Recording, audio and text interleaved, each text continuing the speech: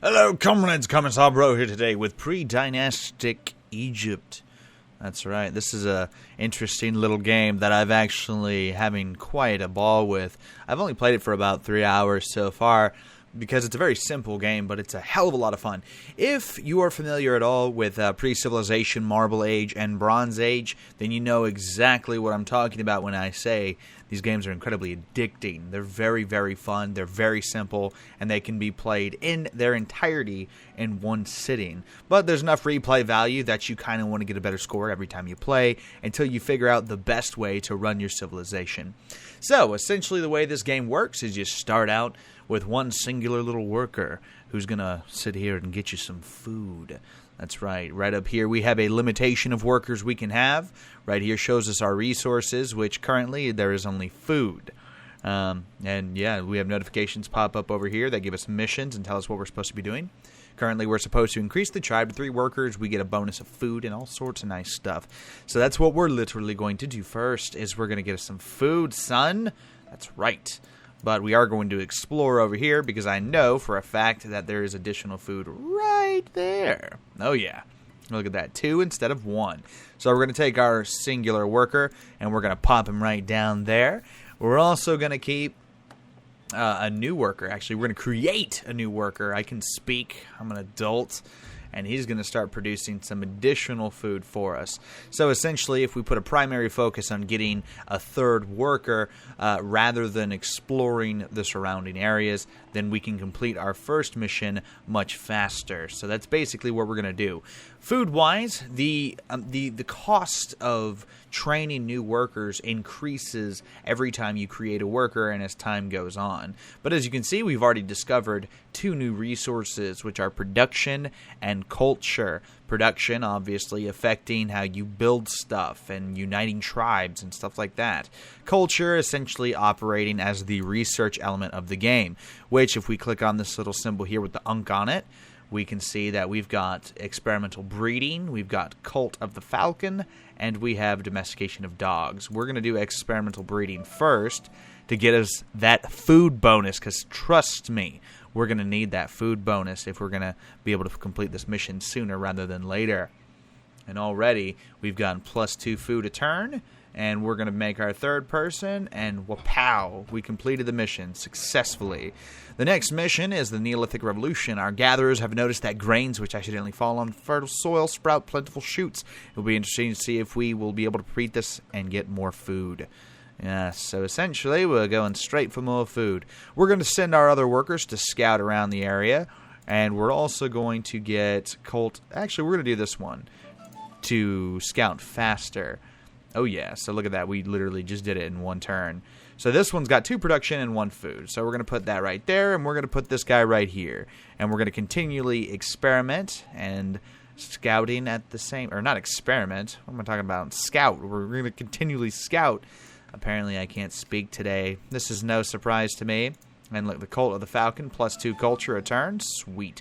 What we're going to go for next is probably experimental farming. The faster we can get some farms, the better. But it might be better to go with the other one. I don't know. See, these are the decisions you have to make. What's more efficient? What's the best way to carry out work with your little workers? And apparently we should have came down here first, because this one's already got +3 food a turn. Good golly gosh. Actually, you know what? We are going to go with the food one. Give us more food growth per turn. So something else that happens is events. As we can see here, hostile tribe, new threat available, probability of attack. So that basically is just unlocking more mechanics. But there are events that actually occur. As we can see here, the myth about the ancestor falcon. It gives us a 1-time culture +4 bonus. The greening of the Sahara also gives us a +1 growth bonus to food, basically hunting, gathering, farming, and so on. So yes, it's beneficial to pay attention to those events. Now, there are negative events that will occur in the game, and it's not always, you know, sunshine and raindrops, as it were. So buildings is another mechanic of this game, and as you can see, there's quite a lot of buildings to build, scrolling all the way down the list. And you need to get new technologies and whatnot to be able to build them. Starting off, we're going to build a field of grain, and then we're going to go straight for primitive dwellings, but we can't get primitive dwellings yet. Now, to build, again, you need idle workers. It looks like someone's trying to hurt us. But boom, we beat the mission, so nothing you do is going to affect me. Bam. And we're going to go ahead and build those farms, because boy, howdy, do we need them. And we're going to get weaving as well. So weaving gives us a +1 production bonus, so that works nicely. So we see here we have our builder building these farms. And one really cool feature about this game that I very much like is every time you build a building of any kind, or farms or whatever, it actually shows up here on the map. So you watch this once we end our turn. Oh yeah, look at that. See, now we have farms in this area. So we kind of see the sprouts. Sprouting? The sprouting. Yes, the sprouting would probably be an appropriate way of putting it, of civilization. That's right. So I'm pretty excited to see what we get out of this mess. And we are going to scout, but how much food do we need? We need 26. So it's going to be a little bit of time before we get another worker, but hopefully we find some food here. Is it food? No, it's not. There's nothing there. So we'll just go ahead and build the rest of this farm. And that should appease my people. El Omari culture. In 4600 BC, to the north of us, in the delta of the River Nile, another culture has appeared, related to their Merimdi culture. Their settlement is not as large, but they are not inferior to us in development. Alright, so that's something to keep in mind. There are people above us. We want to get primitive dwellings, though, because I want to be able to build houses. I want to be able to have more workers. Again, you do have a limitation, and if you go over that limitation, you start to run into problems. So we can accept a new god if we want to. It gives us a +10 culture bonus, but we lose 3% of food. So I'm going to refuse this new god. I don't really want it. I need that food.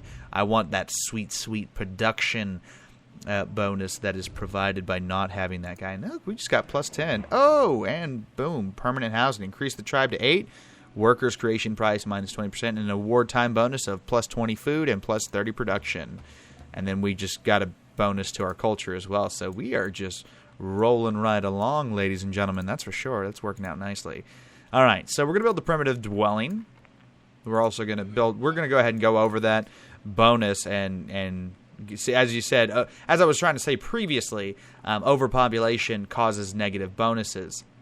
In this case, -2 to food, -1 to production, and -2 to culture. You don't want to go over it very often, and generally if you do it, you better have a good reason to do it. In the long term, you will start to notice serious ramifications. So we just researched early rituals, which gives us a new resource, which is authority. Authority allows us to honor our gods and do cults and stuff like that. So what we're going to do is we're going to take a look first and see what most of our people are doing. Most of our people are hunting, as we can see here. So what I think we should do is we should go ahead and honor Falcon Horus, giving us +2 food bonus from each one of those plots for 2 turns. And that gives us a total bonus of +6 a turn. So it gives us pretty much a +12 bonus is what we're going to end up getting out of that. We're going to end our turn first. Bam! We are no longer overpopulated. Wonderful. And we have houses now. Yay! So let's go ahead and create some more workers. We're going to go scout. We're going to go scout. Since we can't do anything with these 2 fellows anyway, we're going to end our turn, and we're going to see if we find anything over these next 2 turns. Boom! Shakalaka. Did we get anything good? Well, we found an enemy tribe, and we found some food. Sweet. Always like finding food. We also can build flax fields now. Something else that's about to happen here very soon is we're going to have a mission called the Trial of... Basically, you have to build a building for Horus, your god. And I think it happens in about 5 turns. So we can save our resources and not build anything at all, which I kind of like that idea. But what I should do is not waste my potential turns, and continue to scout so that we have some leftover resources needed. Well, then again, I still need to build that. Ooh, not thinking ahead. Making mistakes. But boom. Hey, we got a sweet little bonus for increasing to 8. Okay, scout 48 nearby areas. You get all sorts of cool stuff. All right, so we can do that. But first, we want to build this. So we're going to do that there, and we're going to do that there. End our turn. Sweet. Did we find anything good? Nope, nothing good. Just nice, big desert. Because that's exactly what Daddy wants, is desert and more desert, right? Oh, wonderful. Hey, we found a +2 food bonus. And the Sanctuary of the Falcon, here we go. So basically, we need to try to finish this thing in less than 10 turns. Yeah, we need to start building it as soon as possible. So once we end this turn, we finish building our flax farms, which are going to give us a huge bonus. Horus the ruler, and we are going to click here. We are going to build the sanctuary of the falcon, and it's going to take us 15 turns, but not really, because we can increase or decrease that based on the ludicrous amount of resources we have saved up. So we can basically finish it in 2 turns, and then we can do Falcon Horus, and bam, we literally finish that Mamma Jamma in 1 turn. That's right. See, it's beneficial to save up resources and prepare for those trials, because when they happen, they affect your overall score that's going to be that you're going to get at the end of the game. So we got a huge bonus for that. Now, we spent more than we got back, but that's okay, no big deal, because ultimately it was very beneficial of us to do that. It really benefits us by winning that trial so quickly. And plus, we still have some people just hanging out. All right, +2 food. So what do we want to do? Favorable flood of the Nile. Do we want to save this food, or do we want to use it to increase our culture? I think we're going to increase our culture, because that overall bonus is going to help us in the long run. We are going to send this guy over here to start working, and we are going to do Blessings of Horus to once again decrease construction by 2 turns. So it pretty much like automatically makes that finish. Wonderful. So what can we do now? We could move this guy over here to start working there.